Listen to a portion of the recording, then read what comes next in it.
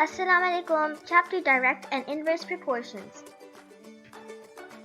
Topics to be discussed are Practice Question 4, Word Problems number 15 and 16 of Exercise 1A.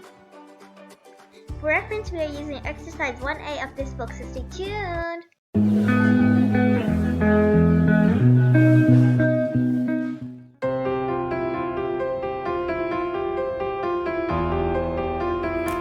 Practice question number 4. The total cost $C of running a kindergarten consists of fixed amount of 5,000 and a variable amount which depends on the enrollment. Okay, so let's make data first. The total cost is $C and the fixed amount that is already given in the question is 5,000. And it says that there is a variable amount which depends on the enrollment. For every child, the monthly cost increases by 41. Total amount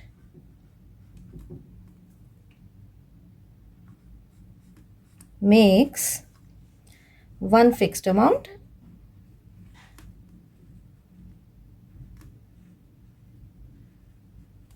plus one variable which we are calling X. What is this variable? This variable is the enrolled children fees.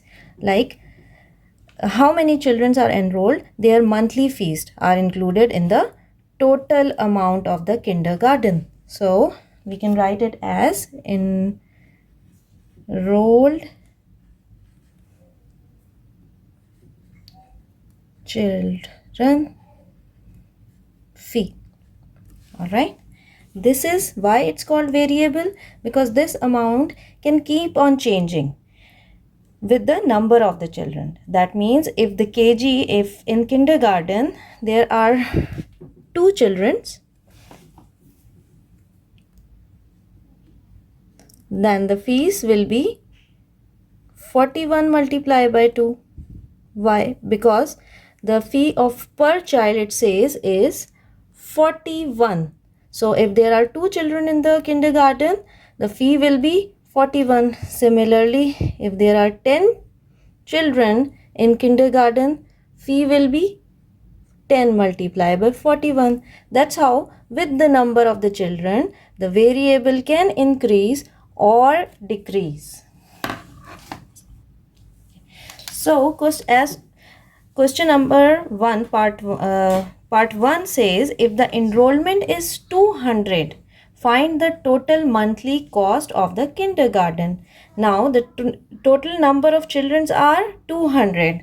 As I have explained, if the enrollment is 200, what would be our variable? 200 multiplied by 41.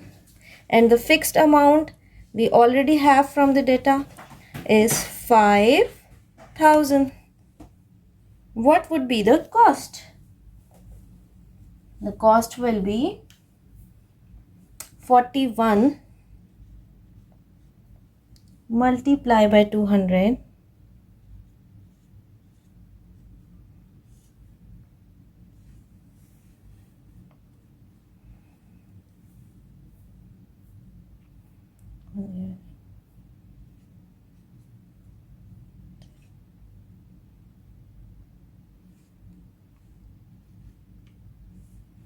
So it's okay.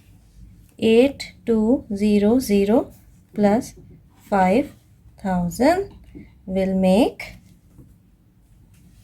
13,200 $. This is the total amount of total monthly cost of kindergarten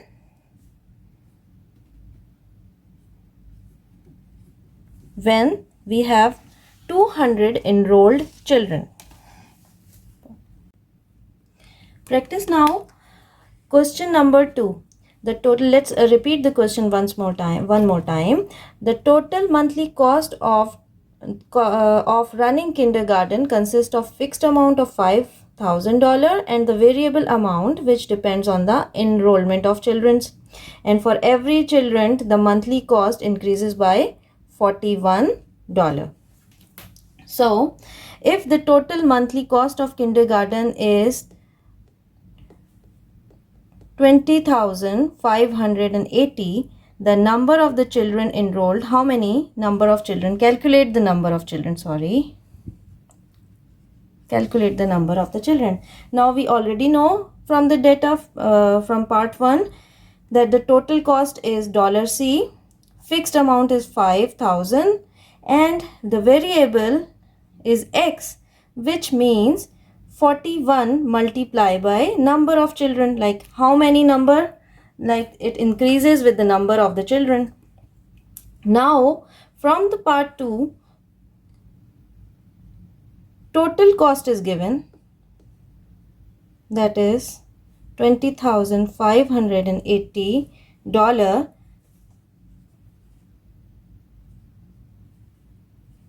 Fixed amount is already given, and let's write down x for the enrolled children fees. So we know that for x it's going to be 2580 minus 5,000, which is going to be 15,580. Right? Now we know that x means 41 multiplied by number of children. N is number of children, and we have already find out the value of x. So I will put the value of x here, divide it with 41, and will get the number of children. So my answer is going to be N means number of the children, 380 children. So there are 380 children enrolled in kindergarten. Okay, so for the third part, find the formula connecting C and N. C is the total cost and N being the number of the children. So it's very simple. We have already established total amount is C, fixed amount is 5,000 plus x. Now we know what is the meaning of x. I have already written over here. X means 41 multiplied by n. So we can easily write 5,000 plus 41n. This is the formula that is connecting C and N, that cost of the running kindergarten and the number of the children. Now for practice now question 4. Now for part 4, draw the graph of C and N and tell if C is directly proportional to N. So remember, when the graph comes, what we talk about, direct proportionality means the line has to pass through the origin. Okay, so we have already established this equation. Let's put it here. 5,000 plus 41n. So according to direct proportion, if n is 0, C should be 0. 0. Let's see, if I will put 0 in place of n, will my C be 0? Let's see. Equation 1. C is equals to 5,000 plus 41 into 0. So 41 multiplied by 0 is 0. and that means C is 5,000. So this means when n is 0, C is not 0. It means that this relationship does not have any direct proportion relationship. So C is not directly proportional to n.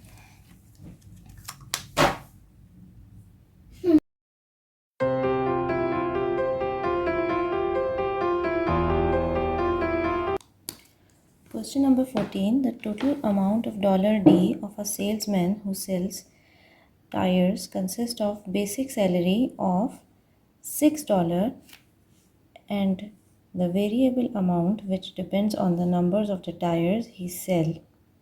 For each tire he sell, he receives $8. So let's make the data for question number 14. $D is the total amount, total salary of salesman, and basic salary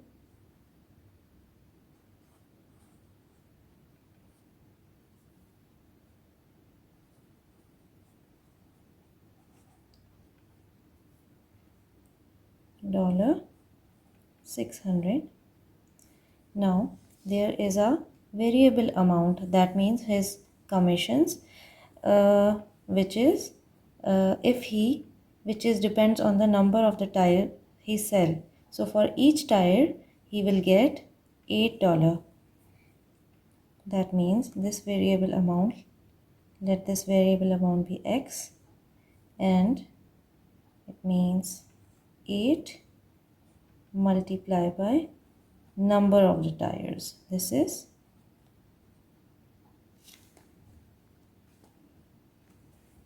number of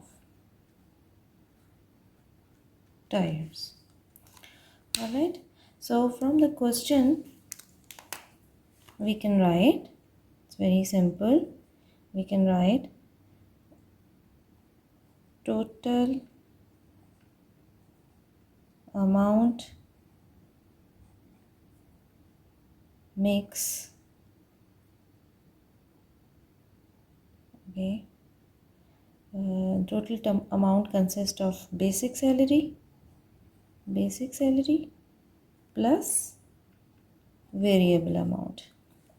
So now we know total amount D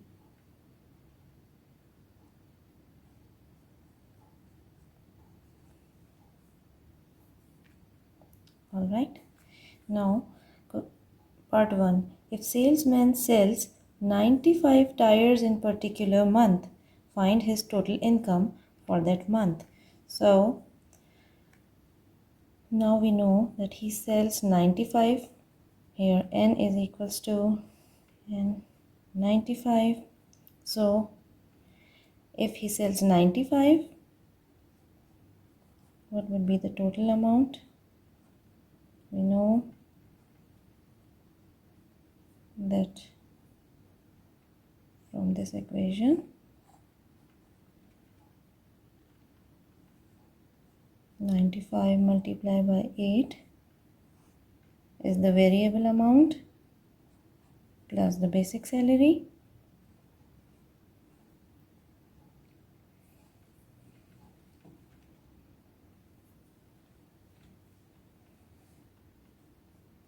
$760. 95 multiplied by 8 is 760. So his total income would be 600 plus 760, 1360, okay, dollar.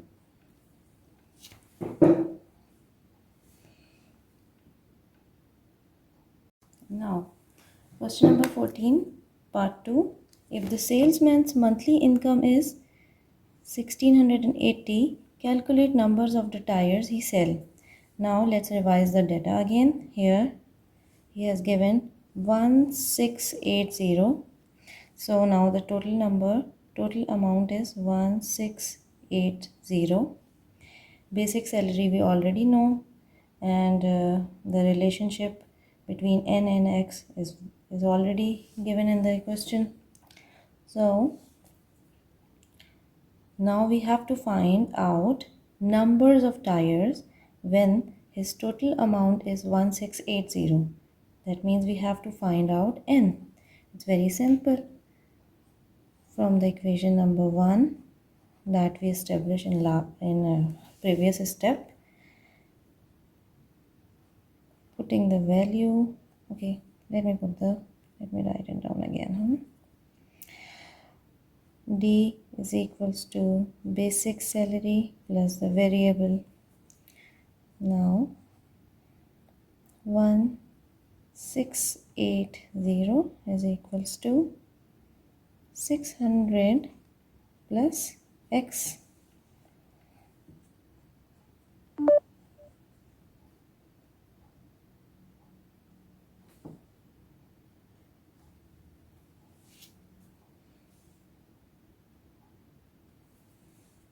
X is equals to 1680 minus 600, which is going to be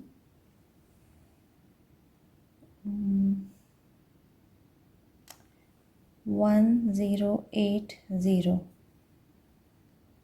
This is going to be the value of x, and we know,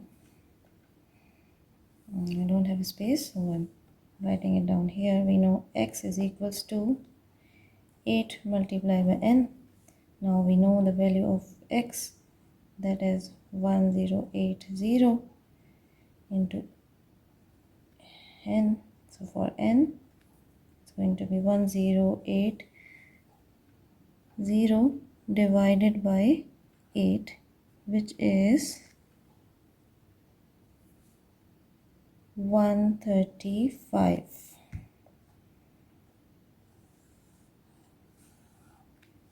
It's going to be so number of tires, he sell 135 tires to get the income 1680.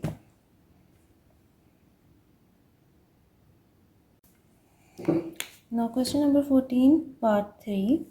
Write down the equation connecting D and N, where D is the total amount, the total salary, or N being number of the tires. So it's very simple. We have already established this formula before.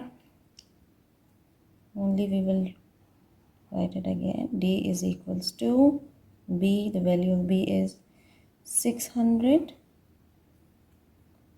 It's from the question again, plus x, and we have established this before. It's also given in the question.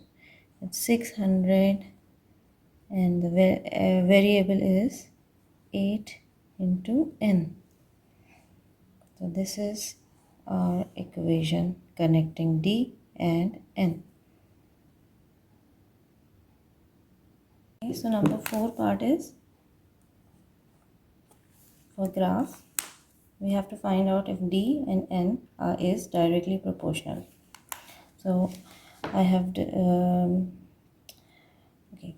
let's clear this again. We have discussed this before, that if in direct proportional relationship, the line has to lie on 0 and 0. So if independent variable is 0, D must be, dependent variable must be 0.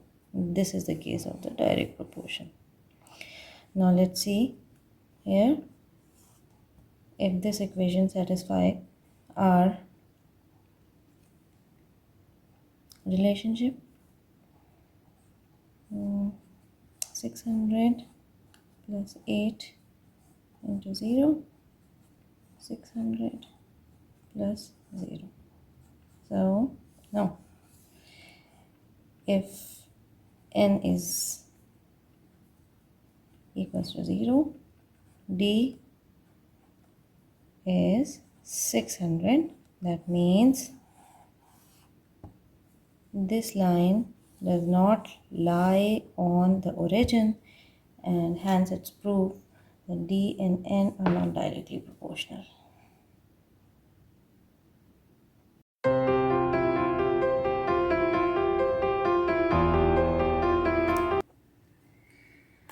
Question number 16, the last question of our exercise. A machine which manufactures ice needs to be run for 10 minutes to warm up before the production of ice begins. That's a very important point. Now, the mass in tons of ice produced is directly proportional to the number of hours of production. So, we know that warm up time is 10 minutes, and the mass, according to the question, the mass is directly proportional to the hours of production. That means this hour is production time. Now, given that 20 tons of ice are produced when machine runs for half an hour. So, mass is 20 tons.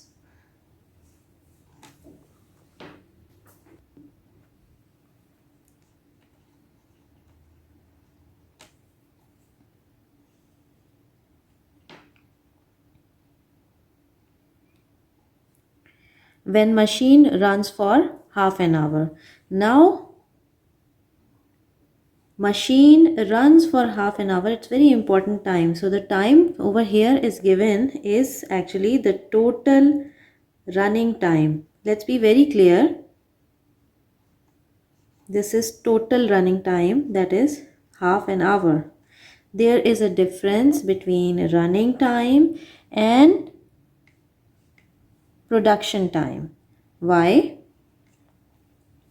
Because running time includes warm up time plus production time.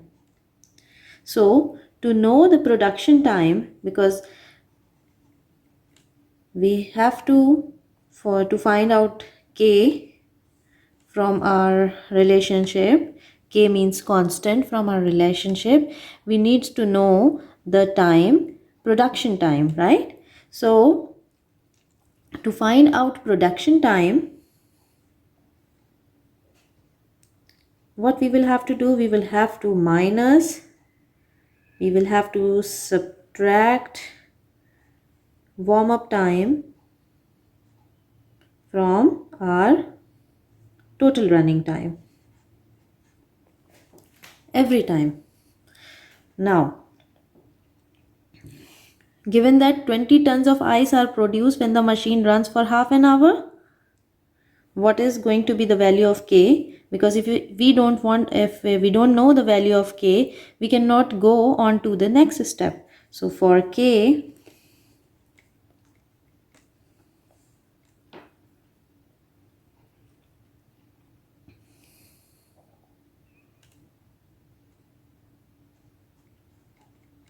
m upon hr, and we know m is 20 ton upon, how to find out the production time, that is hr. To find out the production time, we must do half hour minus warm up time. Now warm up time is given in minutes.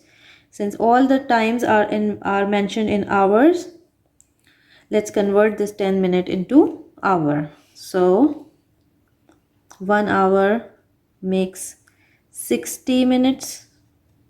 So 10 minute will make 10 upon 60.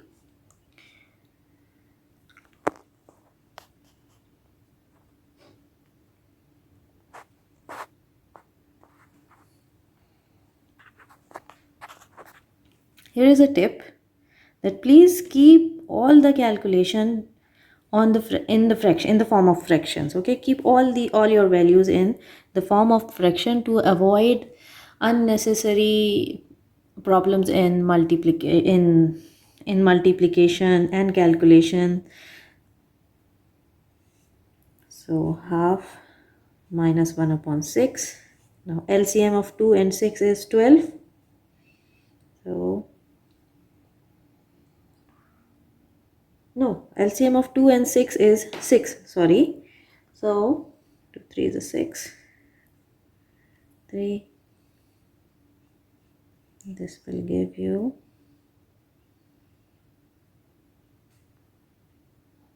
3 upon 6 minus 1 upon 6.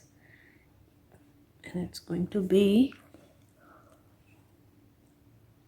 2 upon 6. After cancellation, it's 1 upon 3. So here the production time is 1 upon 3 hours. Now K is equals to 20 divided by 1 upon 3. We know how to solve the fractions. When two fractions are divided, how can we solve it? We will reciprocal, and the answer is going to be K is equal to 60.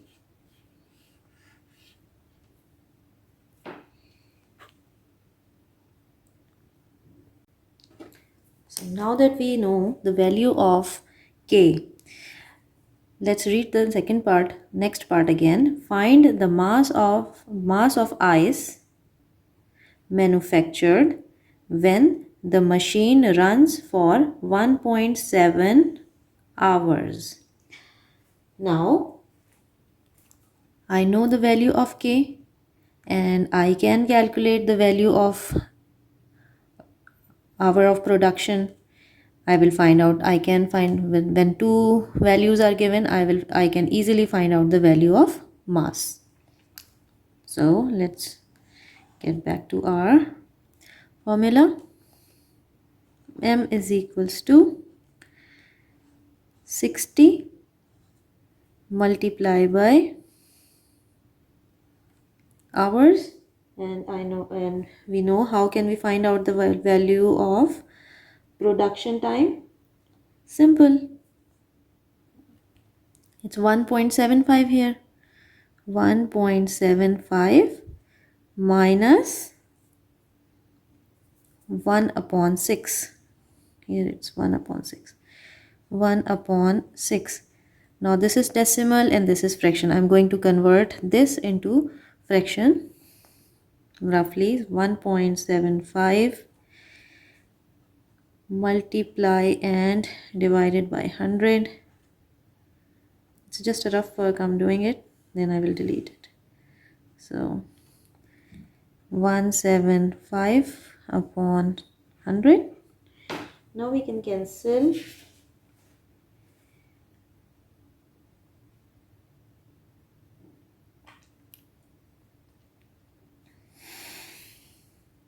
Twenty, 35,